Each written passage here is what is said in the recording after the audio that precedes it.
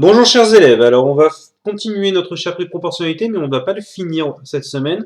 On le finira après les vacances parce que là on va finir tout ce qui est proportionnalité et comment résoudre des problèmes de proportionnalité. Mais il restera après les vacances la partie pourcentage qu'on n'aura pas le temps de faire là. On a vu additivité et multiplicativité, on a vu passage à l'unité, on a vu le coefficient de proportionnalité, il reste la règle de 3, qui est une autre façon encore de résoudre les problèmes de proportionnalité, et c'est généralement celle-là que les gens préfèrent parce qu'elle est plus rapide, plus directe. Alors, premièrement, on va prendre un exemple. Une décoratrice réalise un plan à l'échelle, c'est-à-dire que la longueur du plan est proportionnelle à la longueur réelle. Et effectivement, quand on fait un plan, quand on fait une carte, on ne s'amuse pas à faire le plan ou la carte de la même taille que ce qu'on veut faire. Si on veut faire une carte de la France, la carte ne fait pas la taille de la France. On fait ce qu'on appelle une échelle, c'est-à-dire qu'on dit par exemple que 1 cm sur notre plan, ça va faire 1 km ou 10 km ou 100 km dans la vraie vie. C'est ce qu'on appelle l'échelle. Là, en l'occurrence, notre décoratrice, qui doit certainement décorer une maison ou une pièce, une longueur réelle de 420 cm est réalisée sur son plan par 84 mm. C'est-à-dire qu'en vrai, il y a une longueur de 420 cm, donc 4,20 m. Sur son plan, ça devient 84 mm, donc 8,4 cm. Et nous, on demande, si jamais dans la vraie vie, on a une longueur de 345 cm, quelle longueur on doit utiliser sur le plan. Alors, on pourrait faire le passage à l'unité pour savoir ce que fait 1 cm sur le plan. On pourrait faire le coefficient de proportionnalité, mais on va faire un nouveau truc qui s'appelle la règle de 3, qui s'appelle aussi le produit en croix. On va toujours utiliser un tableau, c'est-à-dire que dans les exercices de proportionnalité, le mieux est de faire un tableau. Les tableaux sont très simples à faire, vous mettez les données que vous avez, là on parle de longueur réelle en centimètres et la longueur sur le plan en millimètres.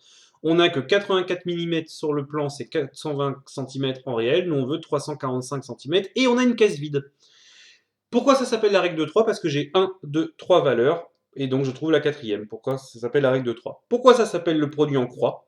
Parce que pour trouver cette valeur-là, pour trouver la valeur qui nous manque, on va faire une boucle, on va faire un produit en croix, donc une espèce de croix. Ça veut dire quoi? Ça veut dire qu'on va partir on cherche cette case-là. On part de l'autre côté, dans la même colonne que ce qu'on cherche, donc je cherche là, je vais partir de là, et je fais une boucle qui ressemble à ça. Hop. Voilà. J'ai fait cette boucle. Et ça veut dire quoi? Dans l'ordre, il faut retenir par cœur. Je démarre de là, je suis la boucle, je fais fois ça, divisé par ça, donne ça. C'est toujours lui, fois le suivant, divisé par le troisième, donnera lui. Donc nous, ça va être 345 fois 84, divisé par 420, ça fait 69. Là, vous comprenez que la calculatrice, c'est un peu plus simple, facile, parce que bon, on peut poser, hein, mais la table de 420, va falloir l'écrire, etc. Donc voilà. Et évidemment, on fait la phrase réponse. Je ne sais plus si j'ai écrit ma phrase réponse. Oui. Cette fois, la décoratrice. Ah bah non, j'ai pas fait la phrase réponse. Alors attendez, on la rajoute ensemble. Hop. Sur le plan, la longueur sera de 69 mm. Voilà. On continue, on fait un deuxième exemple pour être sûr que vous ayez compris. Cette fois-ci, la décoratrice mesure sur son plan un mur qui fait 57 mm. Donc cette fois, on sait que sur le plan, elle a un mur qui fait 57 mm. On voudrait savoir quelle était la longueur réelle de ce mur, c'est-à-dire dans la vraie vie. Eh ben, on refait un tableau. Je vous ai dit, les tableaux de proportionnalité, c'est super pour résoudre ce genre d'exercice. Donc, on a longueur réelle en centimètres, longueur sur le plan en millimètres. 84 mm sur le plan, c'est 420, c'était notre énoncé tout en haut. 57 mm, c'est combien? On fait un produit en croix. Comment on fait un produit en croix? On démarre de la case à côté, alors en dessus, au-dessus ou en dessous de ce que je cherche. Je cherche là, donc je pars de là. Je fais ma boucle. Et dans l'ordre, ça va être 57 fois 420 divisé par 84. On écrit. On trouve la case manquante en effectuant le calcul. 57 fois 420 divisé par 84 est égal à 285. Je le mets.